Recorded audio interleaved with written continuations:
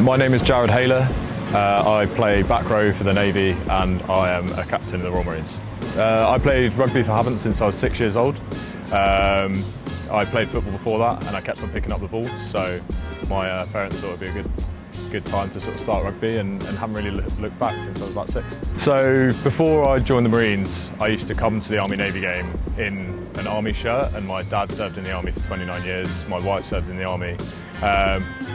And it was a massive event for our family and massive event for everyone to sort of get together and just have some fun. And then joining the Marines, I'm now playing in a Navy shirt.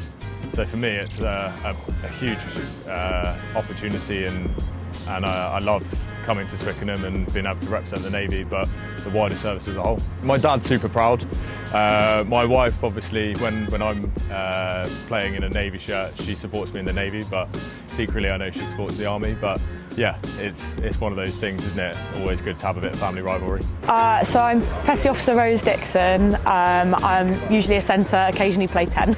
I had a few players on my civilian team that were in the Army and in the RAF, and I saw kind of everything they were achieving within service sport, and that made me really want to go for that as well. I just think it brings us all together. It kind of is the prelude to all the UK Armed Forces fixtures, but more importantly, Army-Navy has been going on for me for years, and I used to come and watch it even before I joined the forces. So it's that kind of sense of unity and playing top flight rugby against kind of your colleagues as well. So I'm Chief Petty Officer Sarah Jenkins, and I'm the Royal Navy Women's head coach. I've been playing for a very long time. I've been involved in Navy rugby as a player for this is my 20th year, so I started back a long time ago. My coaching journey started before COVID, where I took on the women's development team, and then coming out of COVID I had a son, and unfortunately I can't play at the moment, so that's how I've got firmly feet into the coaching side. So you kind of like the leadership, the teamwork, the integrity, all of that comes together in a sport, but you take that out of the sport and you get that on a warship or in a sort of land-based job as well. So all of the sort of principles are the same whether we're on a sports pitch or whether we're on a ship. Dave Pascoe, I'm Chief Petty Officer. It's important not only for the rugby community, but for the wider service, that we all can come together under one sort of umbrella under the sporting environment.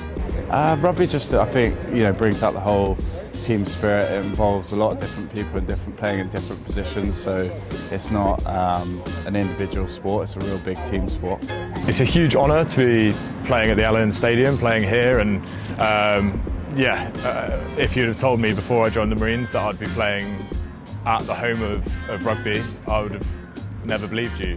But now to have so many opportunities and to come back year on year, it's incredible. It's not only incredible for the Navy, it's incredible for the wider service as a whole.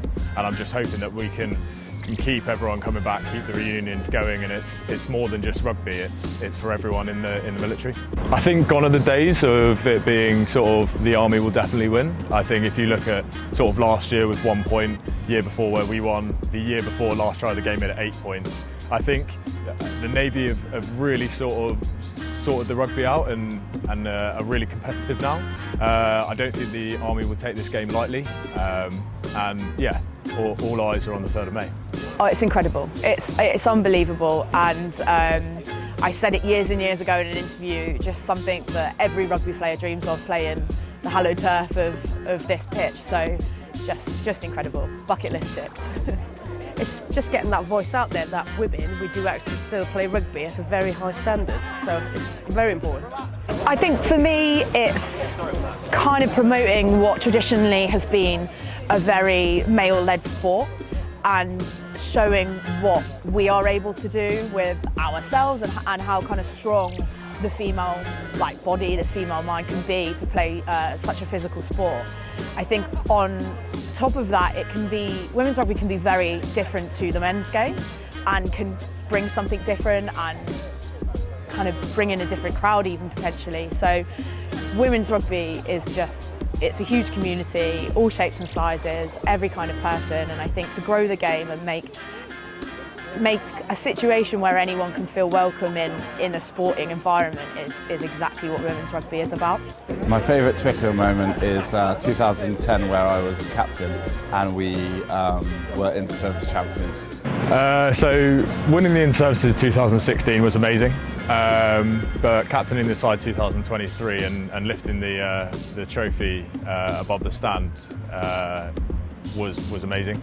Obviously the atmosphere is incredible, but yeah, winning the inter-services both times has been just such an amazing achievement.